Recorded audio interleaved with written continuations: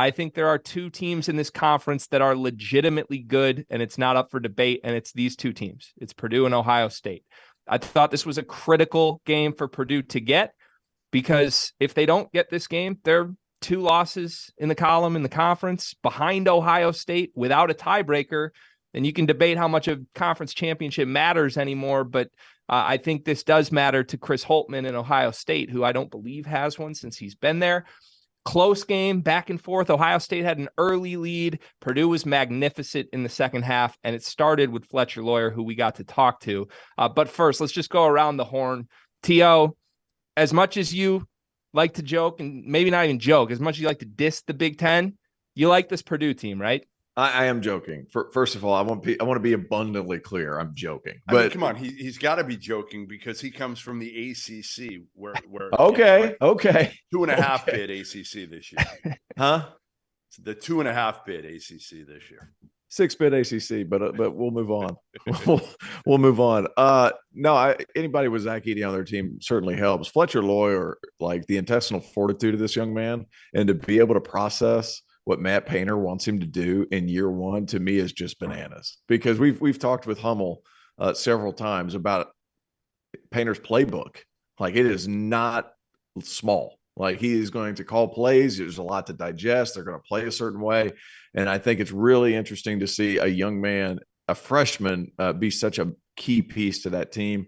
They're very, very good. And when they have shooting around them, that's obviously significant. That looked like a foul for Indiana. Yeah, maybe on Ulis. Keegan Murray, I thought got a clean block, but from behind it did look like it was Ulis fouling them. Not just one freshman at Purdue. Right. But both in the backcourt. I mean, Braden Smith, he was good tonight too. For the most part, has been phenomenal as well. I mean, that's the crazy part of this team, again, is like, I was worried about the point guard situation. I didn't think Loyer would be a guy that would get this much run also this quickly. And they haven't really made shots in the last 5 or 6 games. And you expect them to, because they've got enough guys who are shooters. And obviously you got the big boy down low who's going to create so much space for everybody else. And that's ultimately what won the game, though. Right. And I would have thought being 7'5", he would have been a better passer to the opposite side of the floor. Like, he throws it 4 and 5 feet, like over their head, to the left, to the right, the whole nine. You know what, Tio?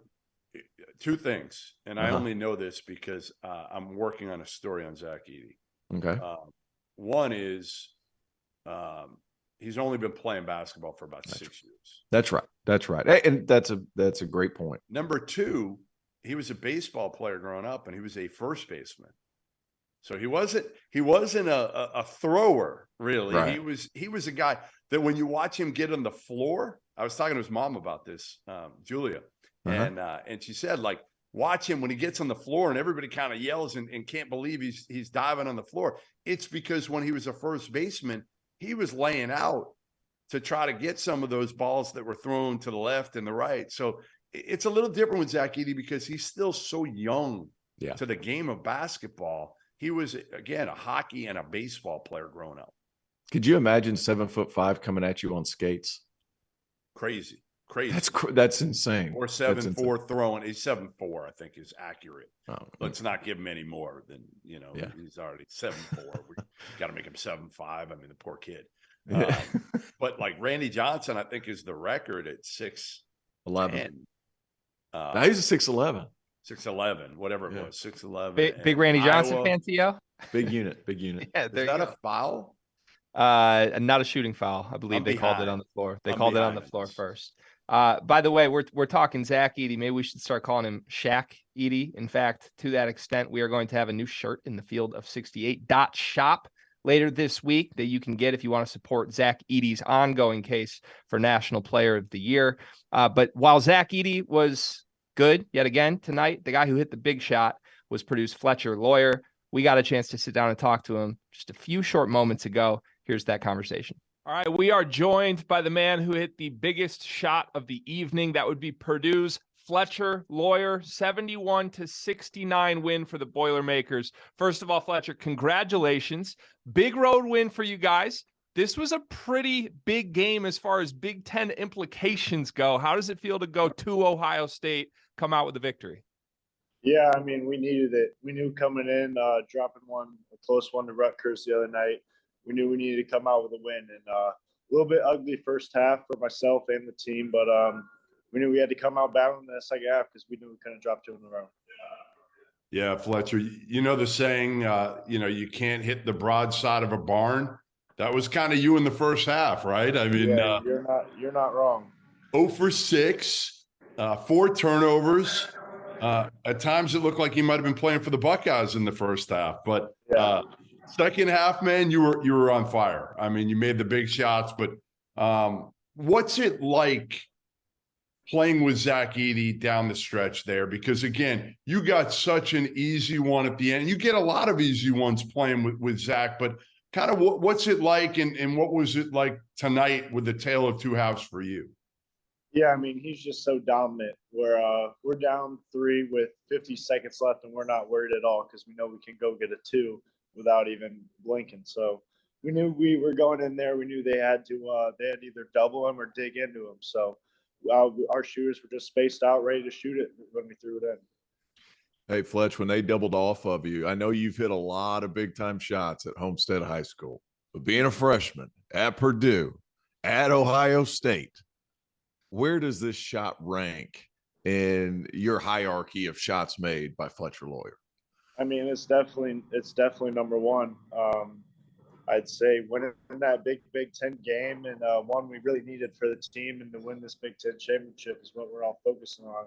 It's definitely number one. All right, so give me how Paint was after that last game, the loss at home to Rutgers. What was he like in the locker room? Yeah, obviously it's not when you know you didn't play how you can play, and we made so many little mistakes.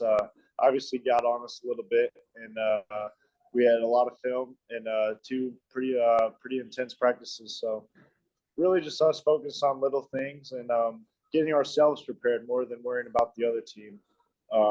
Really just learning from our mistakes and playing our game is what we had to focus on.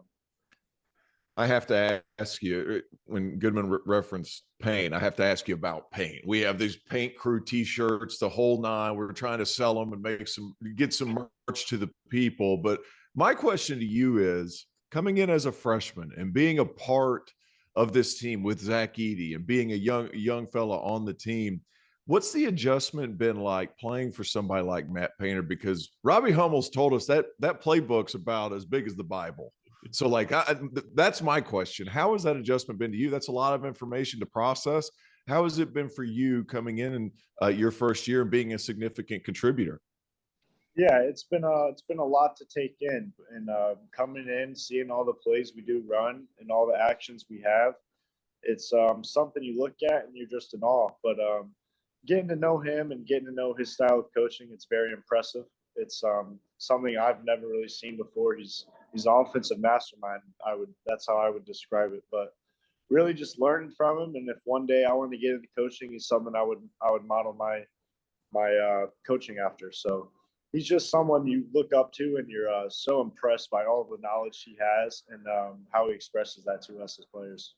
Hey, just don't model your if you get into TV, just don't model your career after Hummel, whatever you do. Wise words from Mr. Jeff Goodman.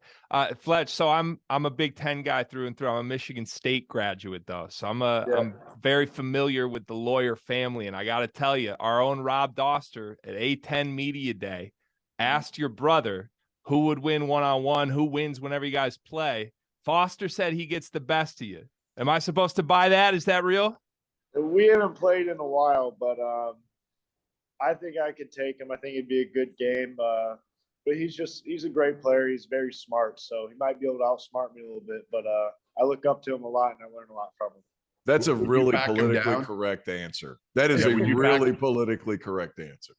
Well, the younger brother, right? It is the smart answer, but I know you'd back his ass down.